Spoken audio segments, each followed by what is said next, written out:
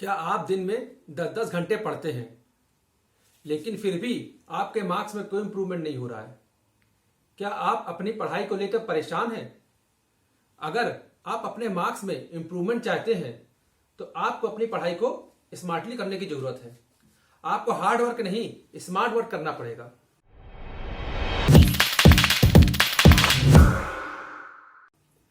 जय हिंद दोस्तों, मैं हूं आपका बड़ा भाई शिवम पाल। आज मैं आपको वह सारी टेक्निक्स बताऊंगा जिससे आप अपनी स्टडी को हार्ड वर्क से स्मार्ट वर्क में बदल पाएंगे। आपको 10-10 घंटे पढ़ने की जरूरत नहीं पड़ेगी, क्योंकि इन टेक्निक्स को जानने के बाद जितनी नॉलेज आप 10 घंटे की पढ़ाई के बाद प्राप्त कर पाते हैं, वह अब आप 3 से 4 घंटे की पढ़ाई के बाद ही प्राप्त कर। इसलिए आप लोग पेन और कॉपी लेकर बैठ जाइए और मैं जो बातें आपको बताने वाला हूं इनको नोट डाउन कर लीजिए। मैं आपको यहां पे कोई जादू मंत्र नहीं बता रहा हूं। यह सारी टेक्निक्स साइंटिफिकली प्रूवन है। अगर आप इन टेक्निक्स को अपनी स्टडी में अप्लाई करेंगे तो आपको बहुत ही जल्दी अपने मार्क्स में इंप्रूवमेंट देखने को मिलेगा। तो चलिए बिना समय बर्बाद किए शुरू कर। Be flexible in your study. मैंने कई बार देखा है कि स्टूडेंट्स अपना एक टाइम टेबल बनाते हैं जिसमें वह इस सब्जेक्ट के लिए कुछ टाइम अलॉट करते हैं। जैसे फिजिक्स के लिए 1 घंटे, केमिस्ट्री के लिए 1 घंटे, मैथमेटिक्स के लिए 2 घंटे। परंतु इस टाइम टेबल के साथ प्रॉब्लम यह है कि जैसे ही उनके पास कोई एक्स्ट्रा वर्क आता है तो यह टाइम टेबल बिगड़ने लगता है। और यह भी हो सकता है कि एक ही टाइप के टाइम टेबल पढ़ने के बाद उनके अंदर बोरियत आ जाए, जिससे उनका पूरा टाइम टेबल खराब हो जाता है। इससे अच्छा तो यह है कि स्टूडेंट्स को फिक्स्ड नहीं, फ्लेक्सिबल टाइम टेबल बनाना चाहिए, जिसमें अगर एक सब्जेक्ट को पढ़ने में मन नहीं कर रहा हो तो स्टूडेंट्स उस सब्जेक्ट को में टाइम बर्बाद ना करें और दूसरा सब्जेक्ट पढ़ने की कोशिश करें। इससे होगा यह कि उनका टाइम भी बचेगा और उनका माइंड भी फ्रेश हो जाएगा। हमारा माइंड एक ही सब्जेक्ट को पढ़ पढ़ के बोर हो जाता है, उसको चेंज पसंद है। इसलिए आप सब स्टूडेंट्स को सब्जेक्ट को स्विच करके पढ़ना चाहिए ताकि आप अपने माइंड का मैक्सिमम यूज कर सकें। Follow break rule. हमारा दिमाग इस तरह से डिजाइन है कि एक काम को ज्यादा देर तक करने से यह बहुत जल्दी थक जाता है। और जब आप एक ही सब्जेक्ट को बहुत ही ज्यादा देर तक बिना रुके पढ़ते हैं तो आपने यह महसूस किया होगा कि आपका माइंड 30 से 40 मिनट के बाद उतनी तेजी से काम करना बंद कर देता है और आपकी उस सब्जेक्ट में समझने की स्पीड भी कम हो जाती है। तो जो अब मैं आपको टेक्निक बताने जा रहा हूं, इसे पोमोडोरो टेक्निक भी कहा जाता है। रिसर्चर्स से यह बात प्रूव हो चुकी है कि अगर हम थोड़ा थोड़ा गैप देकर पढ़ाई करें तो हमारी एफिशिएंसी कई गुना बढ़ जाती है। और एक साथ बिना ब्रेक के 3 से 4 घंटे पढ़ने से तो अच्छा है कि आप 30 से 40 मिनट की स्टडी के बाद 5 से 10 मिनट का ब्रेक दें। इस 5 से 10 मिनट की ब्रेक में आप हल्का फुल्का टहल सकते हैं या कुछ खा पी सकते हैं या फिर ध्यान या योगा कर सकते हैं। परंतु आपको इस बात का ध्यान रखना चाहिए कि यह ब्रेक 10 मिनट से ज्यादा नहीं हो। Always plan and replan your study. आपको हमेशा यह पता होना चाहिए कि आपने अभी तक कितना पढ़ लिया है और आगे क्या क्या पढ़ना है। अगले दिन की पढ़ाई का प्लान आपको एक दिन पहले ही पता हो जाना चाहिए। इसके लिए आप अपने दिन का लास्ट आधा घंटा अगले दिन क्या पढ़ना है इसकी प्लानिंग के लिए दे सकते हैं। आपको यह भी पता होना चाहिए कि आपने अभी तक क्या क्या पढ़ लिया है और कितना पढ़ लिया है और कौन सा सब्जेक्ट कितना कंप्लीट हो गया है।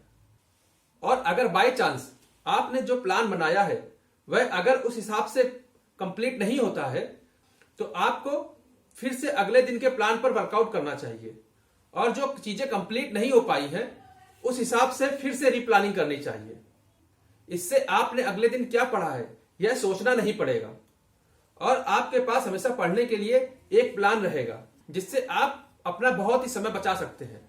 अब आपको पढ़ते समय यह नहीं पता करना होगा कि अब मुझे क्या पढ़ना है। आपके पास हमेशा पढ़ने के लिए एक प्लान बना रहेगा। Visualise what you study. Scientist के द्वारा यह प्रूव हो चुका है कि हमारा दिमाग वर्ड्स से ज्यादा पिक्चर्स को याद रखता है। इसलिए आप जब भी पढ़ें तो वर्ड बाय वर्ड पढ़कर चीजों को बिल्कुल रटने की कोशिश ना करें, बल्कि जो बुक में लिखा है उसको विजुअलाइज करने की कोशिश करें। अगर मैं आपसे टाइगर वर्ड बोलूं तो आपके माइंड में टाइगर की पिक्चर आती है या टाइगर वर्ड TIGER दिखता है? मोस्ट प्रोबेबली आपको टाइगर की पिक्चर ही दिख रही होगी अपने दिमाग में। हमारा दिमाग ऐसे ही काम करता है, यह पिक्चर्स को जल्दी नहीं भूलता है बल्कि वर्ड्स को भूल जाता है। इसलिए जब भी कोई सब्जेक्ट पढ़ें तो उसकी पिक्चर्स को दिमाग में बनाने की कोशिश जरूर करें। इससे आपको चीजें ज्यादा देर तक याद रहेंगी। Fixed your study place. हमारे दिमाग पर हमारे आसपास रखी हुई चीजों का बहुत ज्यादा असर पड़ता है। क्या आपने कभी महसूस किया है कि जब आप किचन में जाते हैं तो आपको वहां कुछ ना कुछ खाने का मन करता है और आप कुछ ना कुछ जरूर खा लेते होंगे, चाहे आपको भूख लगी हो या ना लगी हो। फिर जब आप बेडरूम में जाते हैं तो आपको थोड़ी देर लेटने का मन जरूर करता है। इससे पता चलता है कि हमारे आसपास के एनवायरनमेंट का हमारे माइंड पर बहुत ज्यादा फर्क पड़ता है। इसलिए आपको अपने पढ़ने के लिए एक सेपरेट एनवायरनमेंट, मतलब एक सेपरेट प्लेस या रूम जरूर बनाना चाहिए जिसमें आप सिर्फ पढ़ने लिखने से रिलेटेड चीजों को ही रखें। मेरे कहने का मतलब यह है कि आपका एक सेपरेट स्टडी रूम या स्टडी टेबल जरूर होनी चाहिए ताकि आप जब भी वहां जाएं तो आपका पढ़ने का मन जरूर करे, आप पूरी कंसंट्रेशन से अपनी पढ़ाई कर सकें। कभी भी बेडरूम या ड्राइंग रूम में पढ़ाई ना करें। पढ़ाई हमेशा अपने स्टडी टेबल पर ही करनी चाहिए और मोबाइल या कंप्यूटर गेम जैसे डिस्ट्रैक्शन से आपको दूर रहना चाहिए। Always make notes. जो भी पढ़ाई आपने की है उसके नोट्स बनाना बहुत जरूरी है। कुछ स्टूडेंट्स मुझको बोलते हैं, सर मुझको सब्जेक्ट पढ़ने के बाद तो सब कुछ याद रहता है, तो क्या मैं उसके नोट्स क्यों बनाऊं? बुक में तो सब कुछ रिवीजन करने के लिए है ही। तो ऐसे स्टूडेंट्स को मैं बता देना चाहता हूं कि नोट्स क्यों बनाने चाहिए और कैसे बनाना चाहिए। इस पर मैं आपके सारे डाउट्स क्लियर करना चाहता हूं। देखिए, नोट्स आपको एग्जाम टाइम पर रिवीजन करने के लिए बहुत हेल्पफुल साबित होते हैं। जब एग्जाम टाइम आता है तब सारे सब्जेक्ट्स का सिलेबस बहुत ज्यादा हो जाता है और एग्जाम का प्रेशर भी बहुत होता है और आपके पास इतना टाइम नहीं रहता है कि आप फिर से बुक्स को दोबारा से पढ़ें। और उस समय अगर आपके पास खुद की हैंडराइटिंग में बने हुए नोट्स होते हैं तो हमने जो पास्ट में सब्जेक्ट्स को पढ़कर समझा था वह जल्दी ही हमारे माइंड में रिवाइज हो जाता है और नोट्स देखते ही देखते आपको सब कुछ फिर से याद आने लगता है। नोट्स बनाने का एक और फायदा यह है कि जब हम पढ़ाई करते हैं तो वह लेसन हमको समझ आया कि नहीं आया यह जानने के लिए आपने जो कुछ पढ़ा है उसका अगर 20% अगर आप अपने शब्दों में बिना बुक को देखे नोट्स बना सकते हैं तो बहुत ही ज्यादा चांस है कि वह लेसन आपको समझ आ चुका है। Revision, revision and revision. Students, मैं आपको यह पूरी तरह से क्लियर कर देना चाहता हूं कि सिलेबस को पूरा करने के चक्कर में बिना रिवीजन करते हुए आगे नहीं पढ़ना चाहिए।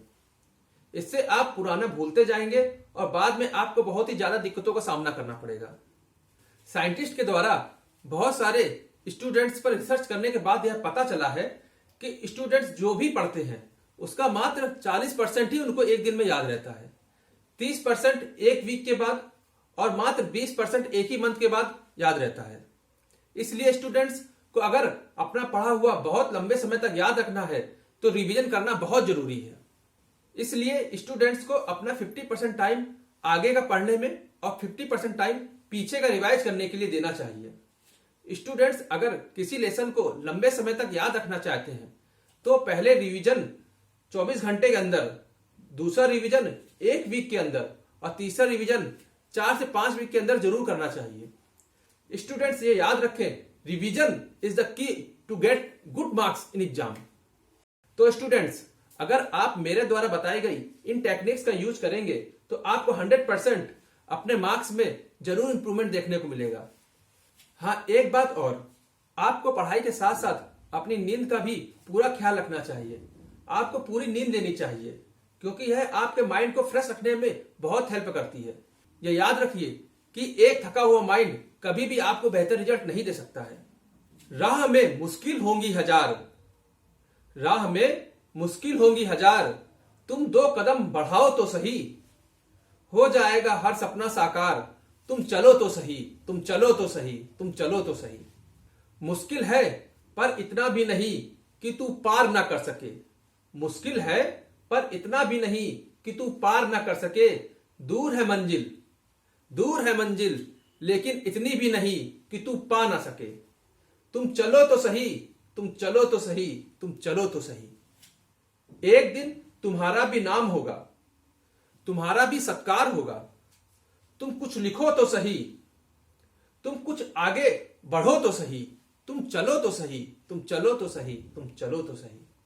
सपनों के सागर में, सपनों के सागर में कब तक गोते लगाते रहोगे। तुम एक राह हो, चुनो तो सही। तुम उठो तो सही, तुम कुछ करो तो सही। तुम चलो तो सही, तुम चलो तो सही, तुम चलो तो सही। धन्यवाद।